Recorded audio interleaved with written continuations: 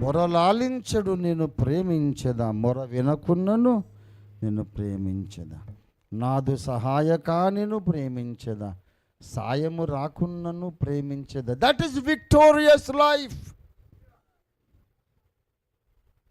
ఏ హాయ్ హమారా కామయాబీ. ఇది మన విజయం. అడిగిందల్లా వచ్చేయడం విజయం అనుకుంటున్నావు. నీ నిర్వచనాలు మార్చుకో. ప్రార్థన చేయాలి కనుక చేస్తాం. ప్రార్థనకు జవాబు రాలేదనుకో, నేను చెప్తున్నా, it is not your problem, it is God's problem. గుర్తుపెట్టుకో. క్రీస్తు న్యాయపీఠం ముందుకు పోయి నువ్వు అడగొచ్చు. ఏంటి ప్రభువా, అడుగుడు ఇవ్వబడునంటివి, నేను బ్రతకంత అడిగాను, ఫలానిది ఇవ్వలేదుగా, ఎందుకు ఇవ్వలేదని నువ్వు అడగడానికి నీకు అవకాశం ఉంటుంది. అక్కడ ఏం చెబుతాడో విందాం. ఇక ఈ నొప్పులు, బాధలు, అప్పులు ఏవి అక్కడ ఉండవు.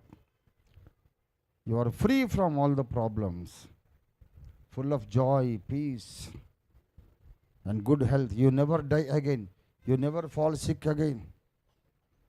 ఎప్పటికీ నీకు జబ్బు రాదు. ఆనందలోకానికి ఆయన పిలుస్తున్నాడు. అక్కడ ఎప్పుడు నీకున్న సమస్యకు అక్కడ ఏం ప్రయోజనం ఉందో మనకు తెలియదు. ప్రభునందు ప్రియులారా, వేరే ఒక భక్తునికి కూడా ఇలా జరిగినట్టు నేను విన్నాను. మా ఇంట్లో కూడా నాకు కూడా జరిగింది. ఎక్కడిదో కాపీ కొట్టి నేను చెప్తున్నానని మీరు అనుకోవద్దు. నా రియల్ లైఫ్ ఎక్స్పీరియన్స్. మా అమ్మ మంచి ఆర్టిస్ట్, చక్కగా పాటలు పాడుతుంది, స్పోర్ట్స్ లేడీ, ఆమె ప్రవక్త్రి, ఆమె తర్వాత మంచి షెఫ్, మంచి ఎక్స్పర్ట్ షెఫ్. ఆమె ఎన్నెన్నో వంటకాలు, ఆమె చేతి వంట అమృతం. క్యారమ్ బోర్డ్ ఆడేది నాతో. అమ్మ క్యారమ్ బోర్డ్ ఆడింది, షటిల్ కాక్ బ్యాడ్మింటన్ ఆడింది. She was a wonderful lady. ఆమెకు రకరకాల డిజైన్స్తో ఎంబ్రాయిడరీ చేయడం వచ్చు. ఎక్సెబడకరేక్ మందార పువ్వులు, ఆమె సొంతగా గులాబీ పువ్వులు, దేని ఆకులు ఎట్లా ఉంటాయో ఆమె కార్బన్ పేపర్ పెట్టుకొని, ఆమె ఇప్పుడైతే అన్నీ రెడీమేడ్గా వచ్చినాయి, దాంట్లో పెట్టి గీత గీస్తాయి. అప్పుడు ఆమె సొంత చేతితోనే బొమ్మ గీసి ఎంబ్రాయిడరీ గీస్తుంది, ఎంబ్రాయిడరీ చేస్తుంది. చక్కటి డిజైన్. నేను చిన్నోడిని, ఇంత ఈ బల్లెత్తున. ఆమె కొంచెం ఎత్తు మీద కూర్చొని టక టక టక టక ఇట్లా సూదితో ఎంబ్రాయిడరీ చేస్తూ ఉంది, రకరకాల రంగురంగుల దారాలతో. నేను కింది నుండి చూస్తున్నా. పిచ్చికున్నది అది. ఏమి అర్థము లేనటువంటి గీతలు, పిచ్చి గీతలు. ఏం అర్థం కావట్లేదు నాకు. అసలు బాగాలేదు, అసలు బాగాలేదు. ఆశ్చర్యపోయా. మా అమ్మ ఏంటి ఇట్లాంటి పిచ్చి పిచ్చి గీతలు గీస్తుందని కింద నుండి చూసి, అమ్మా ఏం చేస్తున్నావమ్మా, బాగాలేదు కదా, బాగోలేదు కదా, ఎందుకు ఇది చేస్తున్నావు అని అడిగా. చక్కటి చిరునవ్వు అమ్మది. అమ్మ చిరునవ్వు చూస్తే కడుపు నిండిపోతుంది. దేవదూత నవ్వినట్టు ఉంటుందన్నమాట. బాగాలేదా నాన్న, ఇలా రా అని నేను ఎత్తుకొని పక్కన టేబుల్ మీద కూర్చోబెట్టింది. ఇప్పుడు చూడరా, పైనుండి చూడు, అందమైన గులాబీ పువ్వుల గుత్తి అది, గ్రీన్ లీవ్స్. ఒకటేమో లైట్ పింక్ కలర్ రోజ్, ఒకటి red colour rose, yellow colour rose. పెద్ద రింగ్ ఉంటుంది, ఆ రింగ్కి ఆ క్లాత్ పెట్టుకొని పైనుండి చూడురా. అరే ఎంత బాగుందమ్మా, అద్భుతం, అది ఎంత బాగుంది. అంత చిన్నప్పుడు అద్భుతం అనే మాట రాదు, కానీ బాగుందమ్మా బాగుందమ్మా అని మురిసిపోయా. దగ్గర తీసుకొని ముద్దు పెట్టుకుంది. నా హృదయంలో ఈ సన్నివేశం ప్రింట్ అయిపోయింది. 10 సంవత్సరాల వయసు వచ్చినాక నాకు 11 ఏళ్ళు నిండినాయి. 12వ బర్త్డే రాబోతుంది. 10 ఏళ్ళప్పుడు పరిశుద్ధాత్మాభిషేకం పొందాను. 12వ బర్త్డే నాకు ఇంకా రాలేదు. అమ్మ చనిపోయింది. చాలా ఏడ్చా. అమ్మ లేదు, ఎలా బ్రతకాలి. 10 సంవత్సరాలప్పుడు నేను పరిశుద్ధాత్మ పొందినప్పటి నుండి దేవుని స్వరం వినడం నాకు ప్రారంభమైపోయింది. 12 ఏళ్ళప్పుడు అప్పటికే చాలాసార్లు దేవుడు మాట్లాడేశాడు.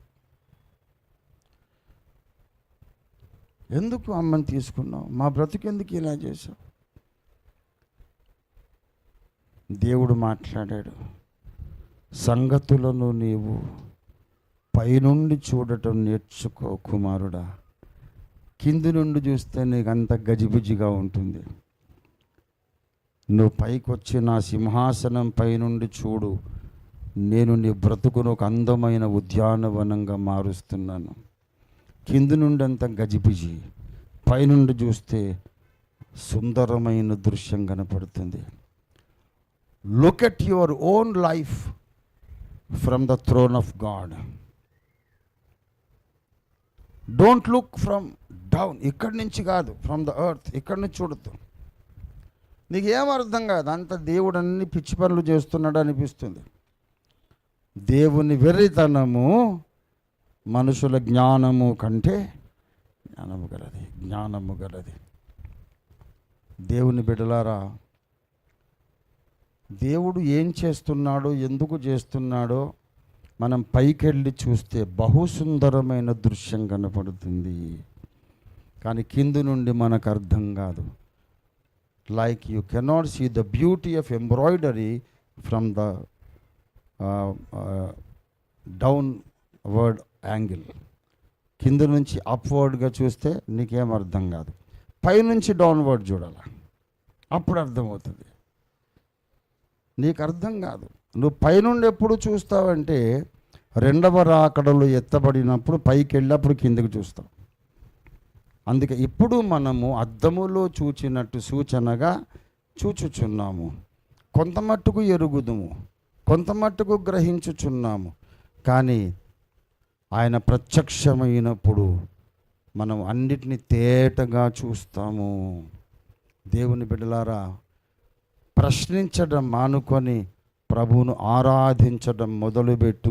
అది నీకు విజయం, అది నీకు విజయం. దేవునికి స్తోత్రం కలుగును గాక.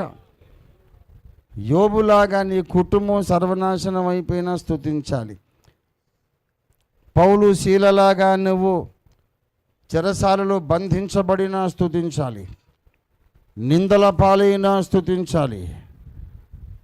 ఈ పరిస్థితులను పట్టించుకోకపోవడమే నీ విజయం. దేవునికి స్తోత్రం కలుగునుగాక. సువార్త ప్రకటించమన్నాడు. ప్రకటించడమే నీ విజయం. కొంతమంది అనుకుంటున్నారు పొలోమని లక్షల మంది మారాలేమో అనుకుంటున్నారు. అలా మారరు. నువ్వు ప్రార్థన చేయగానే లక్షలాది మంది వచ్చి అయ్యలారా రక్షణ పొందుటకు మేము ఏమి చేయవలను అని అడిగేసి ఒక్కొక్క రోజు 3,000 మంది 3,000 మంది అలా మారరు. But you should not be bothered about that. వాడు నమ్మాడా లేదా అనేది నీ ప్రాబ్లం కాదు. వాడు నమ్మినా నమ్మకపోయినా నువ్వు ప్రకటిస్తున్నావా లేదా, అది నీ విజయం. దేవునికి స్తోత్రం కలుగునుగాక. నేను చెప్తున్నా, ఎవరికైనా దేవుడు సువార్త ప్రకటించినందుకు బహుమానం ఇస్తాడు, అంతేగాని ఎక్కువ మందిని రక్షించినందుకు కాదు. ఎందుకంటే మనము సువార్త ప్రకటించు వారము మాత్రమే.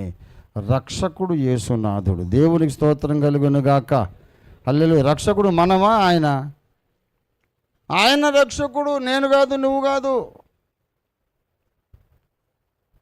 దేవుని చిత్తం. కొంతమంది భక్తుల ద్వారా వేల మంది లక్షల మంది వస్తారు, కొంతమంది ద్వారా 3 4 10 మందే వస్తారు, పర్వాలేదు.